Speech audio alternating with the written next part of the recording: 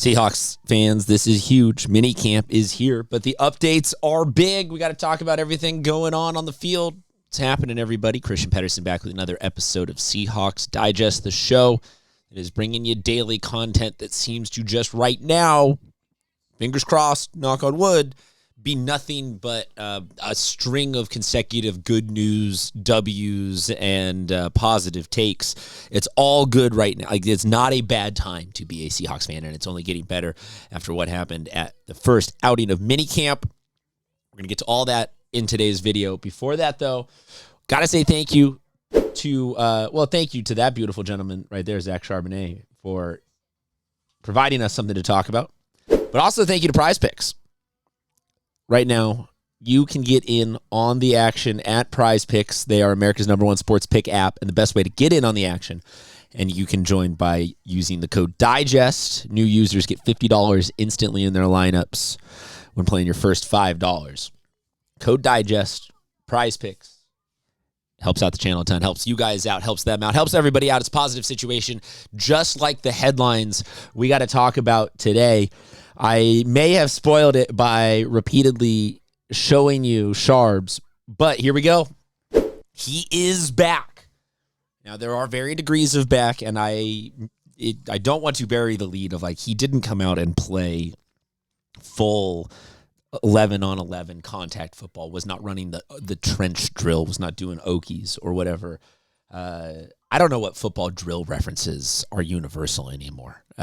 So apologies if that is a term that dates me, but get what I'm saying. He is, let me show you what we saw. This is just over 4 months off of a complete knee recovery, surgery, restructuring, ACL fixing type of vibe. The video is of him doing high knees and some base calisthenics. Fill in the blank as you will there. Didn't want to deal with the Twitter strike verification thing on YouTube, but normal recovery for this is in the neighborhood of 9 months. I say in the neighborhood because some people get back 8, some people 10, some people 12, some people 7.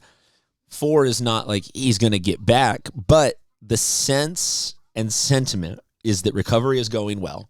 And that actually led to a paragraph in that article that I showed you the headline at the jump here, where they talk about, even be it all incremental work, which I like that analysis of this is a small step, but it is a step to go from where you were of having surgery to now doing the base. These are the warm-ups. These are the base building blocks of being able to get back to physical action. Then it talks about there at the end, though, not necessarily the middle and the end, but maybe the beginning. It's been presumed for Charbonnet. This quote is maybe not a quote, but this snippet to me is kind of mind-blowing. I think just 90+% of us had written him off for the start of the season. Done a couple of videos talking about Jadarian Price, George Holani, that the options are not none for running back to start the season. So it's not a doom and gloom scenario to have had Sharbs miss a couple of weeks while he's still finishing up his recovery before jumping in.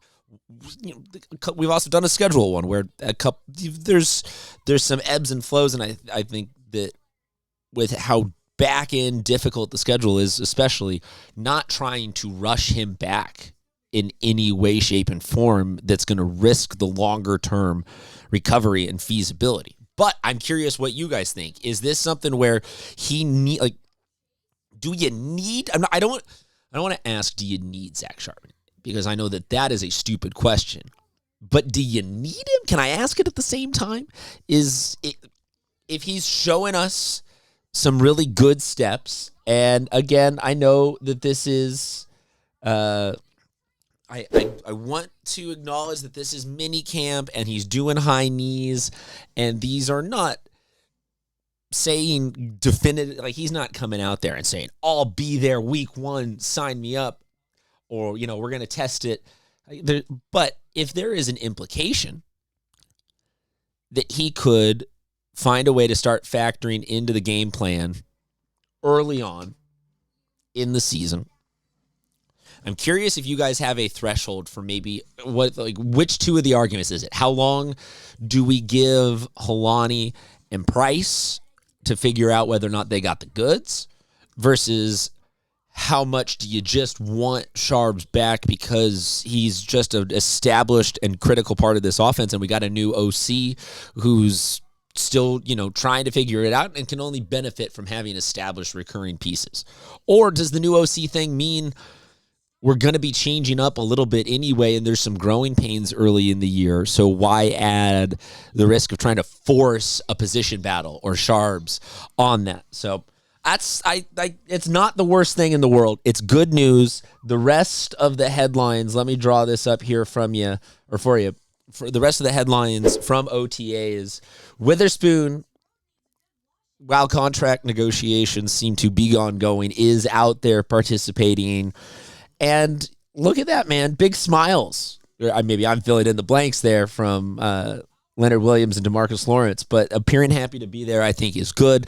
The vibes seem good. Maybe good vibes is a very difficult thing to quantify and a little esoteric and whatnot for your taste, but I think that it seems like right now the offseason is meshing, coming together. Good vibes, getting healthy, all the positive steps that you need to at least give yourself a chance in the NFL. Seems like things are pretty good, but I'm curious, though. Let me know your thoughts, as I said, on Charbs. Before we get out of here, got to say thank you again to Prize Picks for being the sponsor of today's video. A reminder right now, if you use the code DIGEST when you're signing up, new users get $50 instantly in their lineups when they play their first $5. It's America's #1 sports pick app. They got a bunch of different promotions going on right now. NBA Finals are still happening, so they've got their Scary Hour boosts that are going on that you can apply to all the different options in the battle, the epic showdown throwdown that's going on between the Spurs and the Knicks. I'm a big Wemby guy in terms of I don't have an NBA team that I am rooting for, and he is just amazingly fun to watch. Flex Friday also going on. Boost your end of the week by using Flex Friday payout boosts to get a 40% higher payout every Friday. And then also Taco Tuesdays.